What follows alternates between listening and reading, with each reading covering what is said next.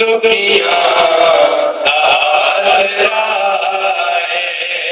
سونا مدینے والا دنیا آسرا سونا مدینے والا دنیا آسرا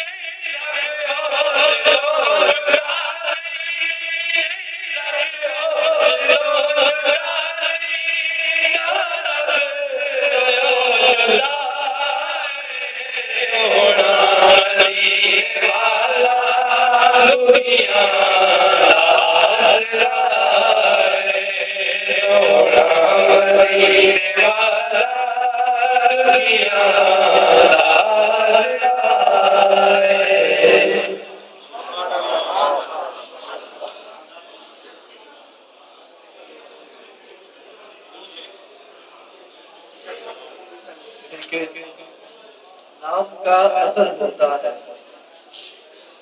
نام کا اثر ہوتا ہے۔ آپ صلی اللہ علیہ وسلم کا نام کتنا پیارا ہے، محمد صلی اللہ علیہ وسلم۔ اس کا عربی میں مطلب بھی یہی ہے کہ جن کی ہمیشہ تعریف کی جائے، کیونکہ انداز حسینوں کو سکھائے نہیں جاتے، انداز حسینوں کو سکھائے نہیں جاتے، جو اپنی لقب ہو وہ پڑھائے نہیں جاتے، ہر ایک کا حصہ نہیں دیدار نبی کا، ہر ایک کا حصہ نہیں دیدار نبی کا، ابو جہل کو محبوب دکھائے نہیں جاتے، ابو جہل کو محبوب دکھائے نہیں جاتے۔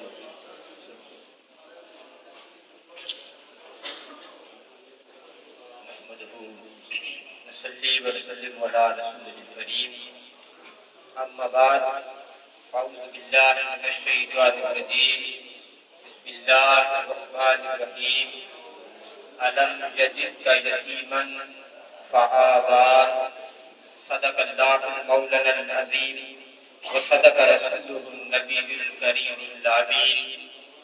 اللہ رب العزت کا کروڑ ہزار کرم، شکر و احسان ہے، اس نے آج ہمیں اپنے محبوب کی یاد میں مل بیٹھنے کی توفیق عطا کی، اور یہ ذکر مصطفیٰ ہی نہیں ہے بلکہ در حقیقت یہ ذکر خدا ہے، کیونکہ رب قدوس نے جہاں پر بھی اپنا ذکر کیا اپنے محبوب کا ذکر وہاں ضرور کیا، اور پھر فرمایا کہ جس نے میرے محبوب کا ذکر کر لیا اس نے میرا ہی ذکر کیا۔ وَرَفَعْنَا لَكَ ذِكْرَكَ، اس کی تفسیر امام جعفر صادق کرتے ہوئے فرماتے ہیں اس کا مطلب یہ ہے کہ حبیب جس نے تیرا ذکر کیا اس نے میرا ذکر کر دیا۔ معزز سامعین، آیت مبارکہ جو میں نے تلاوت کی اس کا عام معنی تو یہی ہے کہ ہم نے آپ کو یتیم پایا اور پھر ٹھکانہ عطا کیا، مگر خرافات کے نزدیک یہ ترجمہ نہیں بنتا۔ خرافات اولیاء کرام اور اس کو فقہاء نے جو ترجمہ اس کا لکھا ہے وہ کہتے ہیں کہ آدم یتیم کا یتیمن، یتیم یتم سے ہے، اور یتم کا معنی ہے بے نظیر و بے مثال اور انمول ہیرا، اور ایسا بے مثال کہ علم یجد کا یتیمن، اللہ نے کہا کہ محبوب میں نے آپ کو ایسا بے نظیر و بے مثال بنایا ہے، ایسا لا جواب بنایا ہے کہ فآویٰ، پھر میرا دھیان ہر طرف سے ہٹ کر اے حبیب تیری طرف لگ گیا، یعنی میں نے ہر اہل غیر کو چھوڑ کر اے محبوب آپ کو ایسا حسین بنایا، ایسا یکتا بنایا، ایسا بے نظیر بنایا کہ پھر میں رکھتا رہ گیا۔ تو آج اس بے نظیر و بے مثال رسول کی محفل ہے، اور سوچا بھی جاتا ہے کہ یہ محفل شاید پاکستان یا ہندوستان میڈ ہے، ایسا نہیں ہے۔ ہمارے علم، وہ شاید ہمارے علم کی کمی ہے، جب وہ لوگ شاید وہ ہوتا زنی علم میں نہیں کرتے۔ سب سے پہلے اس ذکر کو، اس محفل کو منانے والا خود خالق کائنات ہے۔ اس نے جب اپنے محبوب کا نور بنایا، اور آقا کریم علیہ السلام کی بے شک نبوت تو سب سے آخر میں ہے، مگر آقا سے حضرت حسان نے ایک اور صحابی نے پوچھا کہ یا رسول اللہ، آپ پہ نبوت کب واجب ہوئی، آپ کب نبی تھے؟ آقا نے فرمایا میں اس وقت بھی نبی تھا جب آدم اپنی روح اور جسم کی کشمکش میں تھے۔ آقا کریم نے پھر فرمایا میں اس وقت بھی نبی تھا جب آدم کا خمیر ابھی مٹی اور گارے کے درمیان تھا، یعنی کہ اس وقت بھی نبی تھا۔ اور جبرائیل امین نے ایک روز آقا سے پوچھا کہ یا رسول اللہ، بلکہ آقا کریم نے پوچھا ہے جبرائیل کیا تمہیں اپنی عمر کا کوئی اندازہ ہے؟ تو جبرائیل نے کہا یا رسول اللہ، مجھے اپنی عمر کا اندازہ تو نہیں ہے، مگر میں نے ایک ستارے کو دیکھا ہے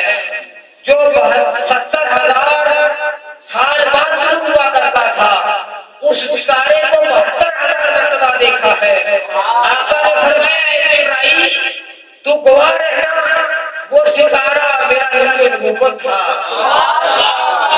पता ये चला आका उस वक्त भी थे जब नूर व बशर का कोई झगड़ा भी न था, अभी बशर ने तो बनना था, वो अभी बेमो गवान में न था, तो तब भी नूर मुस्तफा जगमग करता था। तो मोअज़्ज़ज़ सामीन, हज़रत फारूक आज़म से एक यहूदी ने पूछा कि ऐ फारूक आज़म, आपके कुरान में एक आयत ऐसी है, अगर वो हमारी किताब में नाज़िल होती तो हम उस दिन को यौम ईद समझ कर मनाते। सैयदना फारूक आज़म ने पूछा वो कौन सी आयत है? तो उस यहूदी ने कहा अल यौम अकमलतु लकुम दीनकुम व अतममतु निअमती। ये जो आयत है जिसमें अल्लाह ने कह दिया है कि हमने दीन को मुकम्मल कर दिया है, अगर ये आयत हमारे हिस्से में आ जाती तो हम उस दिन को यौम ईद मनाते। फारूक आज़म ने कहा यहूदी, तू नहीं जानता, तू एक ईद की बात करता है। हम इस दिन, जिस दिन ये सूरज आयत नाज़िल हुई है, हम उस दिन को बतौर दो ईदें मनाते हैं। उसने पूछा वो कैसे? आपने फरमाया मुझे अच्छी तरह याद है कि जब ये आयत नाज़िल हुई तो दिन जुमा का था और मकाम अराफा का था। हमारे लिए मकाम अराफात भी यौम ईद है और जुमा भी ईद है। फारूक आज़म का अकीदा देखिए, अगर एक आयत नाज़िल हो तो हम दो ईदें मनाते हैं, और जिसकी खातिर ये सारा कुरान नाज़िल हो उसके आमद पे कितनी ईदें मनाई जाएं।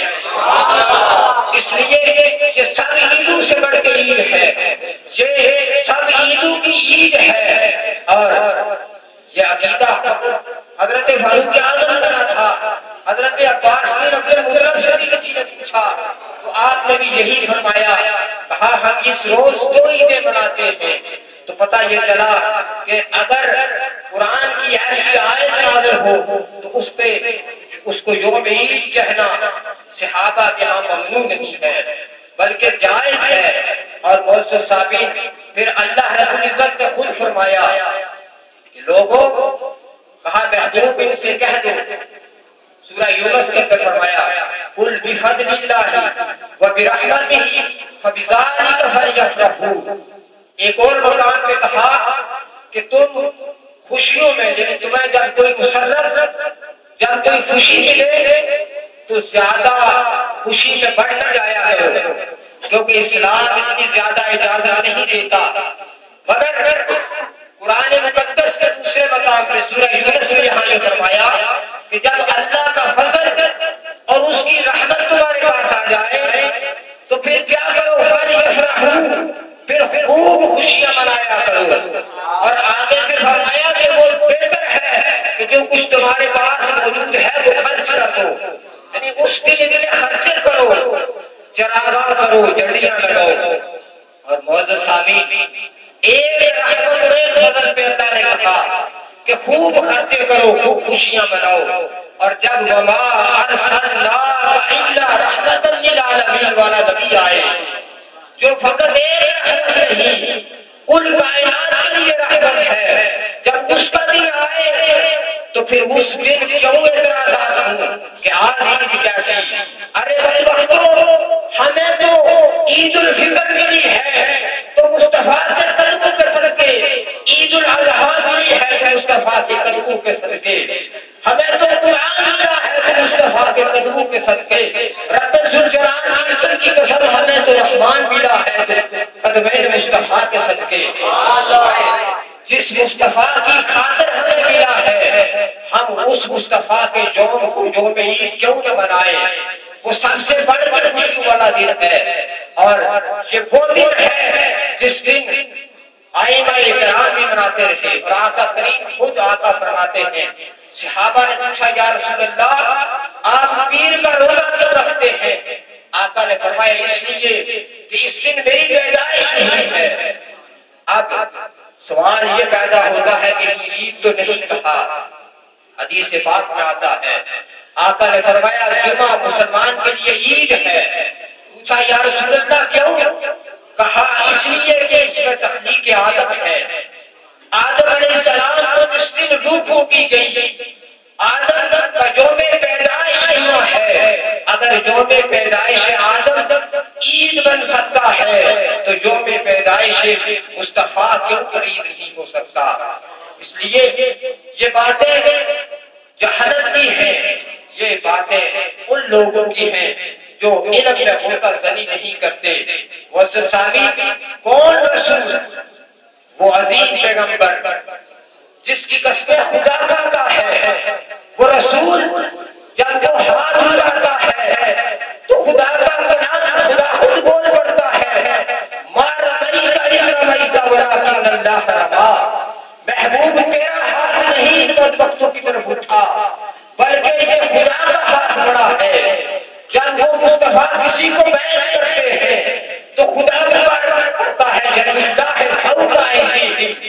یہ تمہارے ہاتھوں پہ مصطفیٰ کا ہاتھ نہیں ہے، یہ جد مصطفیٰ نہیں ہے، یہ خدا ہے، جد اللہ ہے۔ ارے جب وہ مصطفیٰ بولتا ہے تو خدا بول پڑتا ہے، جب کون الہوا۔ خبردار یہ نہ سمجھنا یہ مصطفیٰ بول رہا ہے، یہ تو خدا بول رہا ہے۔ ایک صحابی سے کسی نے کہا، ارے تم نبی اپنے نبی کی ہر بات کو لکھتے ہو، کبھی وہ غصے میں ہوتے ہیں، کبھی جلال میں ہوتے ہیں، کبھی جمال میں ہوتے ہیں، تم ہر بات کو نوٹ کر لیتے ہو، پوچھ لیا کرو۔ وہ صحابی خاموش ہو جاتے ہیں، آقا کی بارگاہ میں جاتے ہیں اور آقا کی بارگاہ میں عرض کرتے ہیں، یا رسول اللہ آپ کبھی جمال کی کیفیت میں ہوتے ہیں، کبھی جلال کی کیفیت میں، تو کیا ہمیں کس حال میں لکھنا چاہیے اور کس حال میں نہ لکھے؟ آقا نے فرمایا جس حال میں بھی ہوں تم لکھا کرو، میں جو کہتا ہوں وہ حکم ربانی ہوتا ہے اور میں وہ بات کبھی کہہ ہی نہیں سکتا جو خدا کا کہلوانا چاہے۔ تو معزز سامعین، وہ رسول جو اتنا مبرہ، وہ رسول جب عام رسول کی باری آتی ہے، ہر رسول نے اپنے دور میں بڑی بڑی کٹھن اٹھائیں، بڑی مصیبتیں اٹھائیں، مگر اس کی قوم نے جب بھی اس کو کچھ کہا تو اس کی طرف اللہ نے یہ کہا ہے، میرے نبی تو کہہ دے اپنی قوم سے کہ میں ایسا نہیں ہوں۔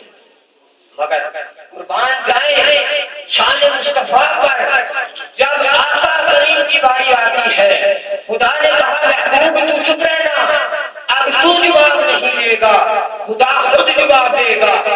ابو لہب نے آقا کریم نے ظلم و ستم ڈھائے اور خدا بول پڑا، کہا تبت یدا ابی لہب وتب۔ اس ابو لہب نے فقط ہاتھ بڑھایا تھا اور ہاتھ بڑھا کے کہا تو مصطفیٰ کیا آپ نے ہمیں اس لیے اکٹھا کیا ہے یہاں؟ خدا نے کہا جبرائیل تو فوراً یہ صورت لے کے جا کہ ابو لہب تیرے یہ ہاتھ ٹوٹ جائیں جو میرے مصطفیٰ کی طرف اٹھے تھے۔ ارے وہ ابو لہب اس کی بیوی آقا کریم کے راستے میں کانٹے بچھاتی ہے، کہا مصطفیٰ تو نے جواب نہیں دینا۔ آگے اسی صورت میں کہا کہ ارے وہ جو ڈنڈا اٹھا کے لاتی ہے وہ بھی اور یہ ابو لہب بھی تباہ و برباد ہو جائیں گے۔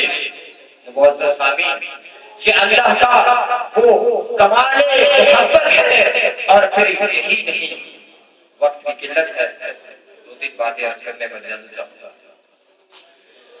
اور یہ تو رب القدوس ہے، آئیے صحابہ سے پوچھتے ہیں کہ ان کا کیا عقیدہ تھا۔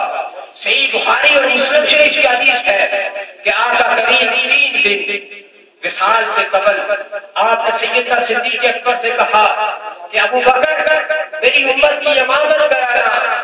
جب 3 دن گزرے تو خیال آیا دیکھوں میرے غلام میرے ابو بکر کے پیچھے کیسے نماز پڑھتے ہیں۔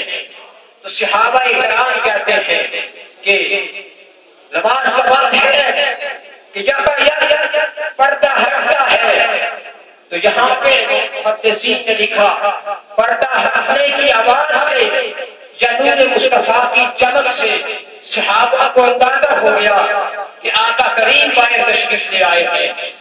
بالکل دائیں سائڈ پینڈ پہ آقا کریم کا خطرہ مبارک تھا۔ سیدنا صدیق اکبر نماز میں ہیں، سب صحابہ نماز کی حالت میں ہیں۔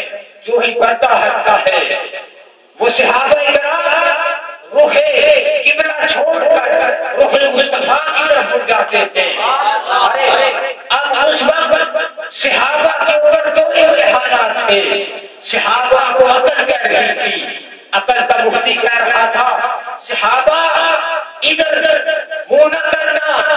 کیونکہ کعبہ ادھر ہے، اس کا ایمان کہہ رہا تھا ارے کیا ہوا کعبہ ادھر ہے تو کعبے کا کعبہ ادھر ہے۔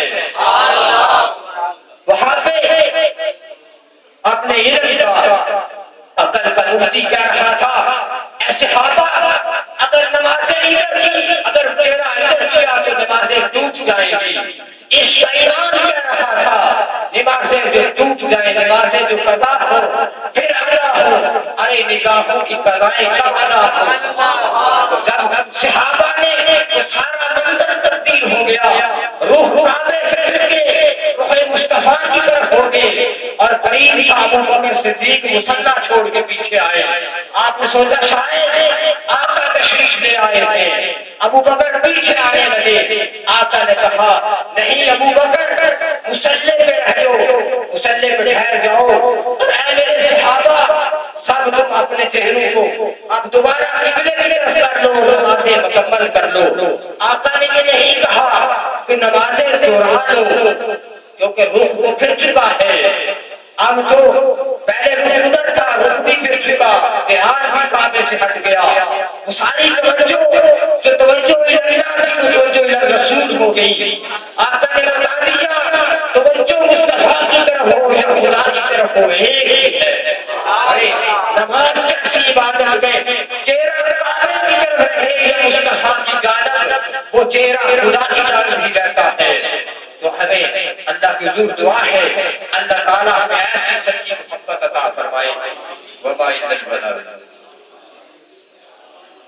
میں اپنی کلاس کمیٹی کی طرف سے اسٹوڈنٹ پارلیمنٹ کا شکریہ ادا کرتا ہوں کہ انہوں نے لنگر پیش کیا، اور دعا کے لیے میں دعوت دیتا ہوں محسن بھائی کو دعا کرنا۔ سارے بھائی ایک بار سورہ فاتحہ شریف پہلے سلام ہوگا، اس کے بعد دعا ہوگی۔ رحمت